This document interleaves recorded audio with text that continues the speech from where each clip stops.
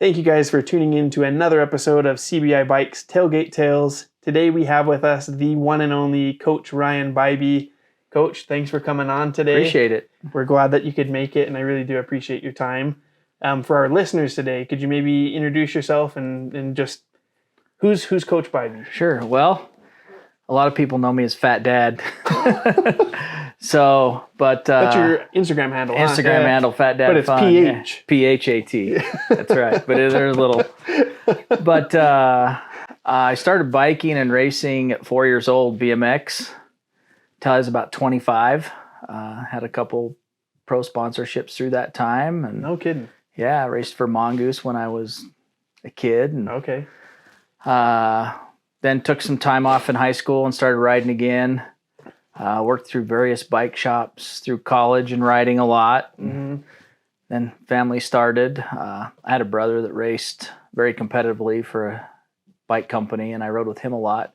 Did a lot of trials riding and competitions that way. It's very cool. During college. So as my kids got older, they wanted to get more into biking. So I jumped back into biking and took off from there. And my son decided, Dad, there's a bike team.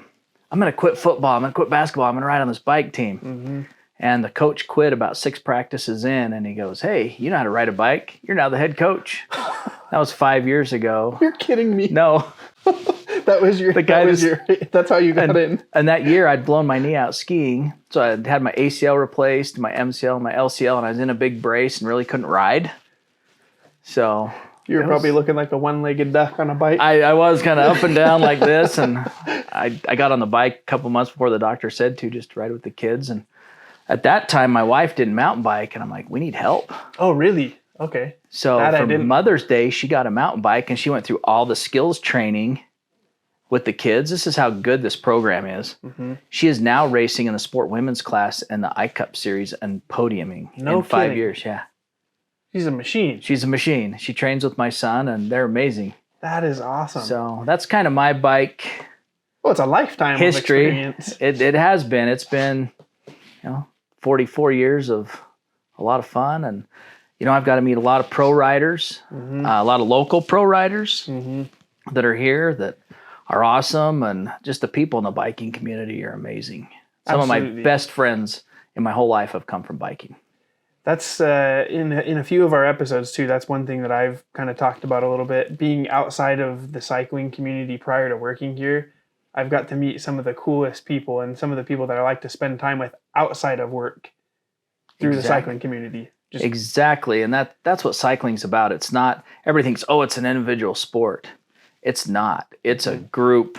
Whether you race or just ride for fun, it's a group thing, and you get to know a lot of people. And I always meet new people on the trail, and we've got friends from Rigby, Otto Falls, Pocatello, Jackson Hole that we all go down as a big group and race in Utah in the off season up here, and it's a lot of fun.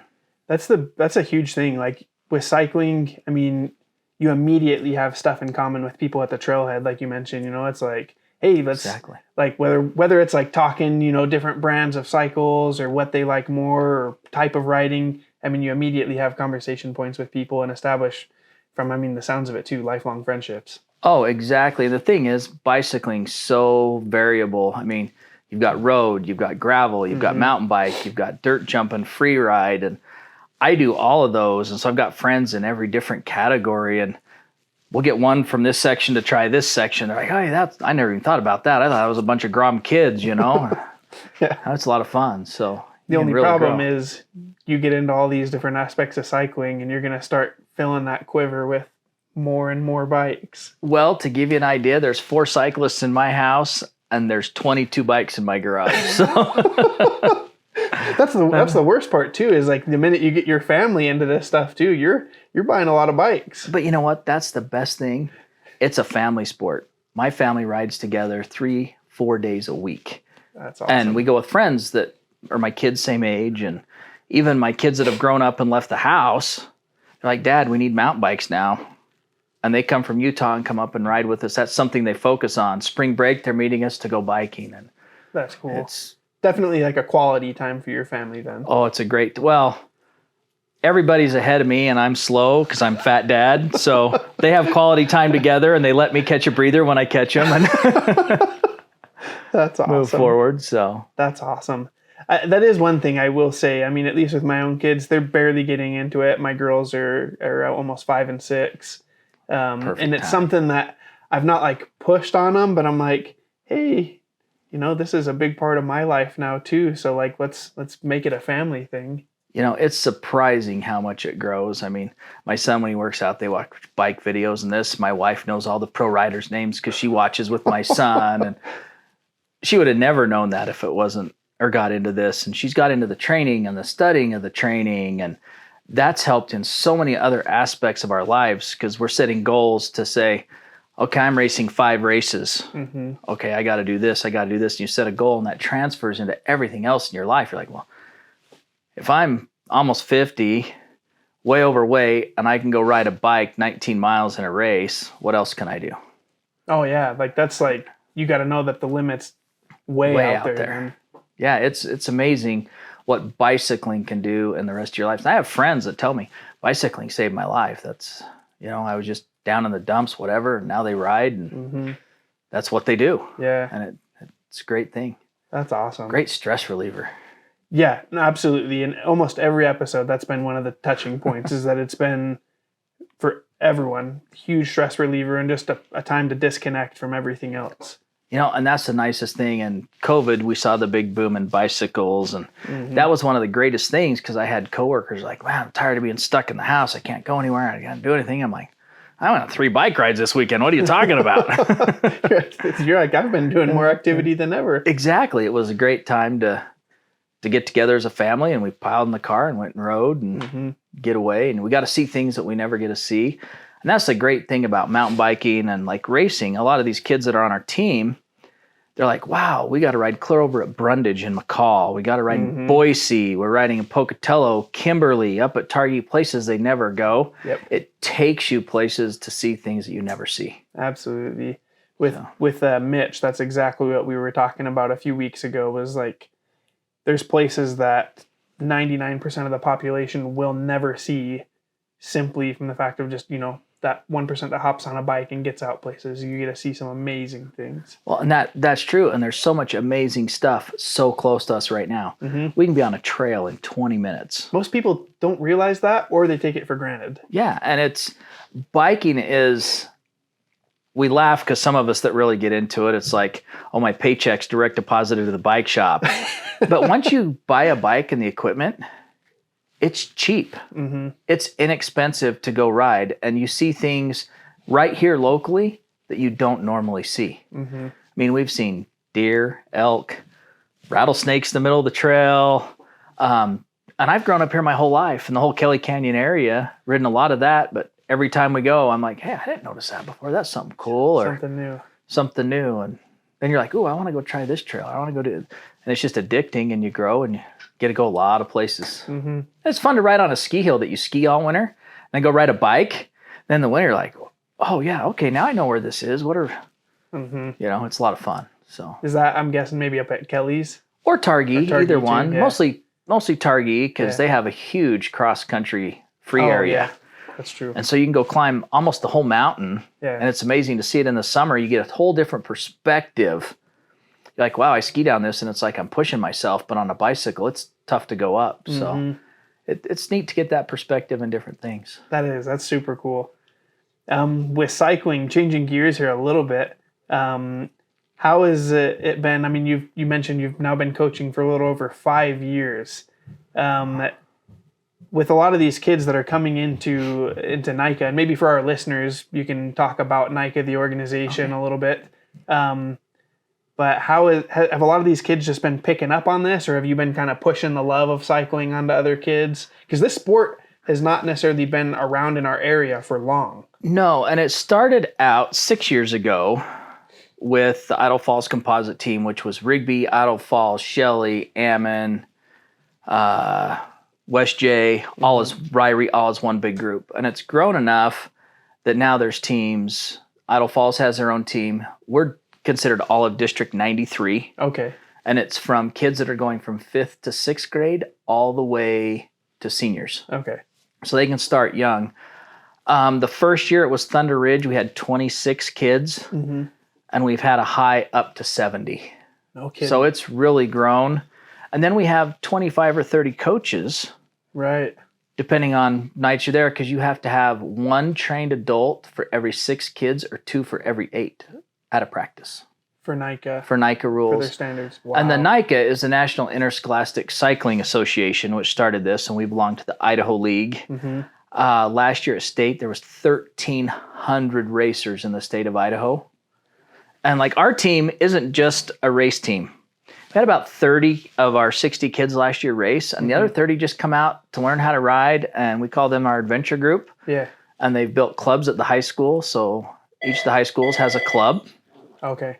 And they grow from there. And we've been pushing on everybody we talk to. Are like, oh, you got to get your kids over here into biking. And we see them on the trail, and we see parents, and a lot of them are like, I don't know what this is about. I don't know what it is. And they come to a practice like, well, this is pretty cool. And I try to encourage every kid to race. And some are like, I'll try it, maybe. And so they'll try one that's close by, and they get there, and they're such big events, and they're so cool. Everybody wants, okay, Dad, I got to do more. Mom, I got to do more. We got to go to all these races. Yeah. And it just, once you're there, and the team cohesiveness is amazing because everybody gets to ride. Everybody participates. Nobody sits on the bench. Nobody sits and waits. Yeah. We break them into groups that are by skill and speed and age, and they have coaches over them. And we do a lot of riding twice a week all summer long. That's from awesome. April to the end of August, end of October. That's so cool because, I mean, at least for me, I look back and it's like I did do a lot of different sports through high school, whether it was soccer, basketball, track. But this is like kind of the equalizer that anyone can participate in. You don't have to be, the star quarterback or, the point guard on the basketball team. It's been amazing. The last 4 years, we've had 5 autistic kids on our team that are amazing. And some of them race. And we got together with NICA and convinced them to do a special lap for these kids. And so at every race, they have what's called a party lap. It's just stopwatch time. Anybody can ride it. Coaches can ride in it. And these kids come and they get a jersey and they get to participate and they go to the races. And, it's not that everybody gets a trophy. There's first, second, third, fourth, but everybody gets to participate, which huge. I like. And the kids are like, yeah, they're only racing themselves. That's what we tell them. You're only racing yourself. Last race, it was this time. Now you got this. And we do these big team building activities. And I was shocked when I put all these questions in a hat and I made the kids pull a question out. It was actually only 3 questions. It was, why are you on the mountain bike team? What do you like about the mountain bike team? And what has the mountain bike team done for you? And the kids didn't realize it was just 3 questions and they randomly picked them. But one night at a race we're going through and almost every single kid said, I found a place where I belong. I found my place to be here. And these aren't just kids that don't have anything else to do. I've had kids quit playing football. I've had kids quit wrestling. They're like, no, we want to bike. I've had kids. My son was big into band. He's like, I'm not doing marching band. I'm not doing basketball. I'm doing biking. And they've taken it on. And we've got a group of kids that train all winter long. And it's a year-long lifetime sport. That's the thing we love. So it's been awesome. It's been a lot of fun. That's fantastic. So as far as on a state-to-state level with NICA, is it fair to say that most states should have some type of organization close to them at this point? There's about 30 to 35 leagues, states in the U.S. Some of the other leagues got super competitive, and NICA points don't go. You can actually get a college scholarship for mountain bike racing. No kidding. And lots of programs out there, but they want UCI type points. So they go to UCI races instead of NICA, but there's youth leagues everywhere. And almost every city in Idaho Falls, every area has a team. It's not hard to find one. In fact, Utah is so big, they have 4 divisions. Wow. And they have over 7,000 racers. That's unbelievable. So it's growing like crazy. And I got to tell you, every kid we get into this, their parents usually end to get up some type of riding. We have coaches that their kids have graduated. Yeah. Like, no, I'm going to stay and ride with you guys. This is great. This is awesome. So That's so cool. That's awesome. A lot of fun. And we've got kids on the team now that are racing, still in high school, going to national level races. That's awesome. So it's a lot of fun. And so does Rigby, has a couple that are doing that. And it's definitely grown. It's blown up, and I'm like jealous. I'm like, I wish I had this when I was in high school. Exactly. So do I. It would have made such a difference in my high school because, I liked basketball, I liked football and stuff, but I loved biking, and it was me and my friends out digging jumps and doing what we did, and it takes a lot to make this happen. It's not easy. When we go to a race, we carry a trailer, 6x12 trailer. We set up tents and tables and food and parts and everything, your equipment. So you guys helping us out and helping the teams makes it possible. That's the only way it works, is with sponsors and help. I think we're so lucky here, at least. I mean, because we do have a handful of NICA teams here in the area. Normally, I complain that we're oversaturated, but I think for the NICA kids, that's perfect. The fact that we have so many shops is there's support everywhere. Everyone's going to be able to find bikes that they like. I know that almost all of the bike shops here locally have shown a lot of support, whether it be donations or just showing up for stuff. Yep. It's awesome to have that community, showing up to support this awesome organization. The bike community in general, the bike shops, the people that don't race, the Snake River Mountain Bike Club, all these have been amazing in the support they show all the bike teams around. And we couldn't do it without stuff like that. It's too much to do. Yeah. And we have tons of local sponsors that step up. And we had a local guy, he doesn't like his name shared, but he gave us over 400 acres of private ground right in close here to town. Wow. For our team to practice on, so we didn't have to drive so far, that we can go do whatever we want on. Yeah. You're not fighting people in a park or the trailhead, and it keeps, 80 kids a night off the trailhead for everybody else. So we use that a lot. But that's why I said there's been so much support from everybody. It's amazing. Yeah. I think, in all reality, for the most part, it's almost just all positive things that come out of cycling. We're kind of the gatekeepers as far as maintaining trails too. I feel like most mountain bikers are very conscious of pack in, pack out, and leaving things better, and just everything about cycling. There's a ton of that, and NICA on our team participates in the Team Trail Corps. So we have 3 practices that no bikes come, and we do trail maintenance. And 7M Bike Park lets us ride there for free as a team. We went and built a great big skills park for them last year. Okay.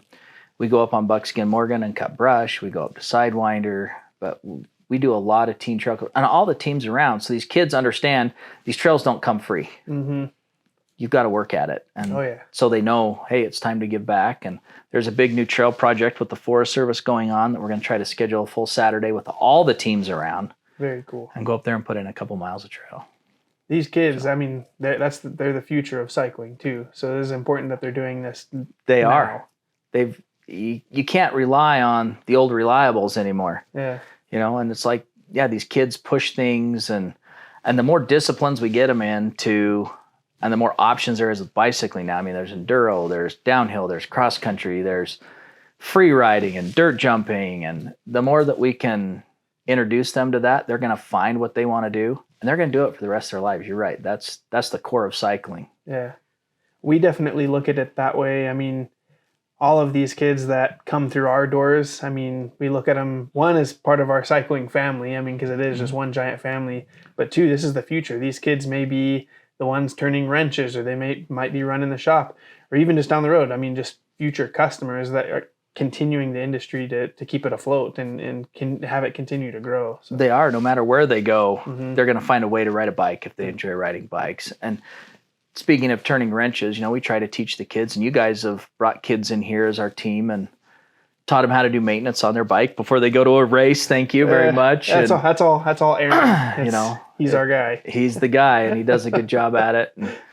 And we appreciate that too, because these kids, when I go to a race, I don't have time to maintain 40 bikes, 30 bikes, Yeah. And so teaching that, it's a good learning opportunity for the kids, and the perspective they learn. That's my biggest thing, is what they learn perspective wise to move on in life. Is, a lot of these kids are like, I can't ride a 5-mile race with 1,000 vertical feet in it. I'm like, yeah, you can do it.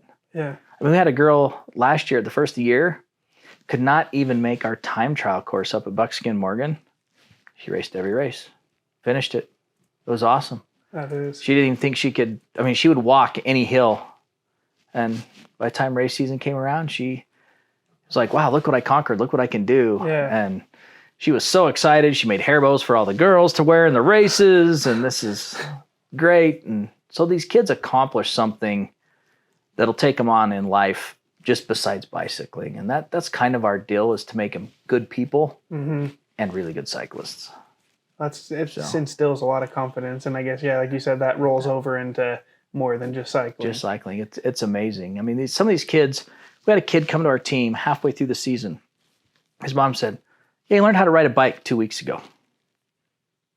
2 weeks ago. And we're like, okay, we'll take him on. And coaches worked with him, and we pushed him, and now he rides mountain bikes. That's awesome. Might not be his favorite. Sure. I think his mom makes him come a little bit, but he doesn't like to push hard. But at first he couldn't even stay on a trail. Yeah. And now he rides, and we start right from the basics and move on up. So it gives every kid an opportunity. That's awesome. That I love to hear that, just because it's really one of a kind thing that allows everyone to be involved. So that's why we definitely want to support that. Well, we appreciate that. It's the only sport that takes anybody in and lets them participate. It's not oh yeah, you have a position here, but you're just going to sit. Yeah. They get to participate. They get to do everything the top kid does. They even take on PhatDad. Oh, they usually pick on PhatDad. But PhatDad has an advantage with gravity going downhill. That's right. They might beat you on the uphill, but they're going to get passed on the downhill. That's right. Whether I'm in control or not, they're going to get passed. That's awesome. Well, again, thanks, Coach, for making all this time to come in today and talk with us about, cycling and your experience with it, and NICA, this amazing organization. We really appreciate you. We appreciate you guys and your support. And if anybody does have any information, they can go to our website, if you don't mind. Absolutely. Which is trcmtb.com.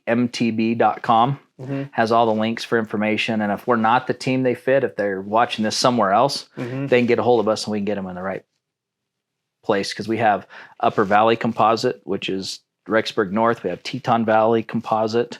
We have our team, the IFC team, a Pocatello team. So we can get them to the right people. Awesome. Fantastic. So, Thanks again. Thank you. Appreciate it. And thanks for everyone who tuned in today. Everyone on YouTube, thanks for watching. And till next time, take it easy. Go ride bikes. Ride bikes.